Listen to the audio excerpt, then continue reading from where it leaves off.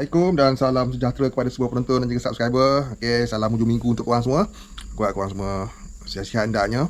Yang mana keluar bershopping, selamat bershopping. Okey, baik, pada entry kali ni tentang alasan ataupun sebab yang paling munasabah kenapa BKM fasa 2 tidak diawalkan kerana Aidilfitri Okey, sebelum ni kita dah tahu dah ada info yang sahih daripada pegawai KBSP mengatakan tidak ada pembayaran awal BKM fasa yang kedua. Persoalannya kenapa? Okey. Jadi dalam video ni kita nak share sikit kenapa ianya tidak diawalkan. Tapi sebelum tu jangan lupa untuk subscribe dan lonceng terhadap channel ni untuk notifikasi awal dan juga tanda sokongan anda terhadap channel ini. Jom kita mulakan bersama. Okey, korang percaya atau tidak masih terdapat penerima BKM fasa pertama fasa 1 yang masih belum menerima wang mereka. Ada segelintir, tak ramai segelintir yang masih belum mendapat wang mereka dan masih menunggu. Itu salah satu sebab.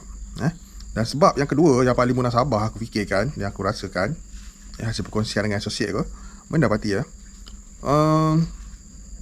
rayuan BKM dibuka pada bulan depan bulan Mei, 2 bulan Mei, bermula 2 bulan Mei boleh buat rayuan. Jadi kenapa rayuan itu dibuka? Rayuan itu dibuka bagi memberi peluang kepada pemohon yang gagal untuk membuat rayuan. Dan sekiranya mereka lulus lulus rayuan itu, maka mereka akan menerima pembayaran pada fasa yang kedua. Jadi sekiranya fasa 2 ni diawalkan sebelum tarikh rayuan, maka tiada peluang lah bagi golongan yang akan membuat rayuan ni untuk mendapat pembayaran mereka. Jadi apa-apa hal pun kena tunggulah selepas rayuan barulah fasa yang kedua ni akan berjalan dengan lancarnya, dengan pemohon yang gagal ada peluang buat rayuan dan akan dapat pembayaran pada fasa yang kedua. Itu antara dua sebabnya yang utama lah. Okey, dan yang ketiga okey, hasil daripada semak silang yang dilakukan di antara Lembaga Hasil dan KWSP mendapati ramai bukan sikit ramai golongan isi rumah ini antara sebab lain antara golongan isi rumah yang membuat pengeluaran KWSP one off. Okey. Jadi jika dilihat melalui data itu kebanyakan penerima BKM ini membuat pengeluaran KWSP. Jadi pengeluaran KBSP ni secara tak langsung kita kena faham lah memberi impak kepada kewangan negara juga. Okay, jadi apabila pengeluaran KBSP ni dilaksanakan dengan segera sebelum hari raya, maka dana kita faham kan macam mana kerajaan rolling duit. Okay, dana daripada pihak kerajaan ni secara tak langsung telah disalirkan kepada KBSP untuk dilakukan pembayaran. Okay, jadi secara tak langsung kita kena faham bahawa kebanyakan penerima, aku highlight kat sini, golongan isi rumah mahupun golongan bujang membuat pengeluaran KBSP. Jadi dari situ pihak kerajaan boleh nampak dah rakyat ada duit untuk sambutan Aidilfitri yang just around the corner minggu depan tak sampai 10 hari lagi. Okey, dan yang seterusnya, kenapa BKM ini tidak diawalkan? Okey, tujuan asal BKM ni untuk membantu kelangsungan rakyat bukan untuk membantu kelangsungan perayaan. Apa yang boleh disimpulkan, itulah sebabnya ia diberi sebanyak maksimum 4 kali bagi golongan isi rumah dengan setiap 3 bulan sekali dengan tujuan untuk membantu kelangsungan. Jadi apa yang kita perlu tahu tentang kelangsungan hidup? Kelangsungan hidup ni sebenarnya dia bukan melibatkan perayaan, tapi bagaimana seseorang rakyat itu untuk kekal ada duit walaupun sikit untuk meneruskan kehidupan, untuk support apa-apa perbelanjaan. Jadi secara tak langsung jika diberi sebelum perayaan, maka kesan selepas perayaan itu sangat teruk. Kita sedia maklum perayaan ni memerlukan perbelanjaan yang tinggi sedangkan Aidilfitri tu kemeriahannya pada 1 Syawal saja, bukan banyak Syawal. Banyak Syawal tu nama dia dah hari raya mengarut dah. Jadi kesan daripada perbelanjaan luar jangka akibat daripada sambutan Aidilfitri ni memberi kesan yang teruk selepas perayaan tu sendiri.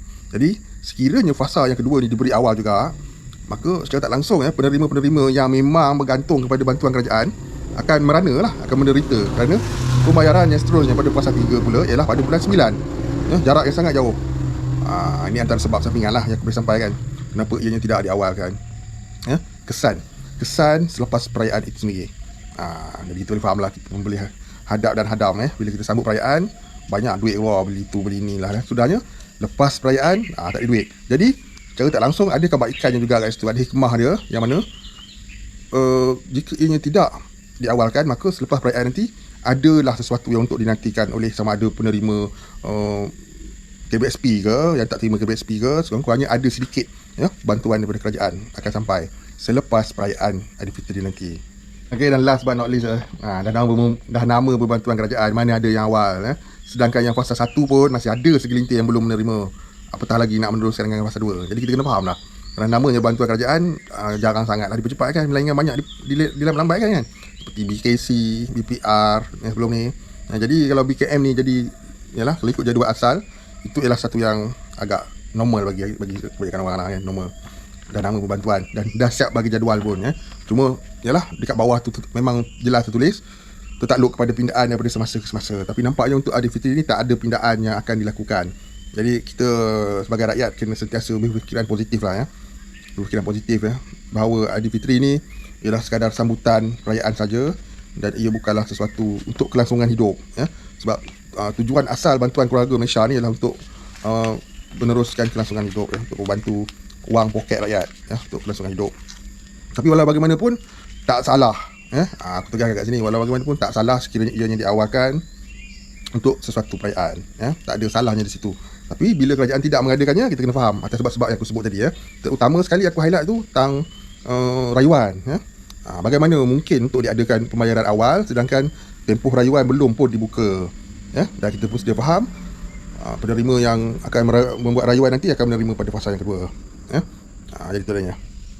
Kalau kita nak tak puas hati, memanglah tak puas hati, memang ramai tak puas hati kenapa dia tidak diawalkan. Tapi kita kena faham juga sesuatu itu telah dirancang, telah dijadualkan. Walaupun dikatakan boleh dibuat pindaan, tapi tak ada pindaan, mungkin ada hikmah di sebaliknya mungkin ada hikmah di sebalik perayaan itu sendiri lepas Hari Raya Aidilfitri. Sekurang-kurangnya rakyat masih akan menerima bantuan. Jadi tak adalah kalau bagi sekarang habis kerana perayaan, nanti selepas perayaan teruk juga nak tunggu bulan 9 fasa yang ketiga, lama lagi. Jadi kita kena fikir yang elok je lah memang Hari Raya ni penting untuk ada duit tapi Aidilfitri ni sebenarnya kalau bagi aku lah, aku sendiri pun tak sambut sangat. Aku sambut 1 Syawal je, sebab 1 Syawal tu lah yang paling bermakna. 2-3 Syawal tu dah kira macam orang nak berjalan je lebih kan, nak berjoli, nak makan angin je kan. Tapi 1 Syawal tu yang paling bermakna, 1 hari saja sambutan yang bermakna. Yang lain tu lebih kepada pembaziran, nak berjalan lah apa semua kan. Persiapan Aidilfitri tu masa sekarang ni kita orang ukur baju badan sendiri bagi yang dapat pengeluaran KBSP, alhamdulillah lah korang ada duit. Tapi bagi yang tak ada KBSP dan memang mengharapkan bantuan kerajaan, kena bersabar dan bertabah lah. Mungkin ada hikmah dia kenapa dia tidak diawalkan. Tak apalah, beraya sekadar apa yang ada. InsyaAllah lepas Hari Raya adalah untuk golongan isi rumah dan juga warga mat, ibu tunggal, bapa tunggal dan sebagainya. Jadi itu saja untuk entry kali ni antara sebab kenapa BKM fasa 2 tidak diawalkan. Sama-sama lah kita menerima kenyataan ini dengan hati yang terbuka Itu je. Semoga kita faham kenapa kerajaan tidak mengawalkannya. Tapi kalau dapat awal lagi bagus lah. Nak cerita dia bukan aku nak menolak benda tu dibayar awal. Kalau dibayar awal bagus, ada sikit buah tangan untuk raya. Tapi kalau tak ada, inilah antara sebab-sebab yang munasabah yang kita perlu fikir, renungkan secara positif. Itu saja untuk hari kali ni. Lupa pada video yang akan datang Salam hujung minggu. Aku tahu ramai orang nak keluar shopping hari ni, patuhi SOP di tempat awam. Sekian, Assalamualaikum. Salam sejahtera, salam hormat semua. Bye bye.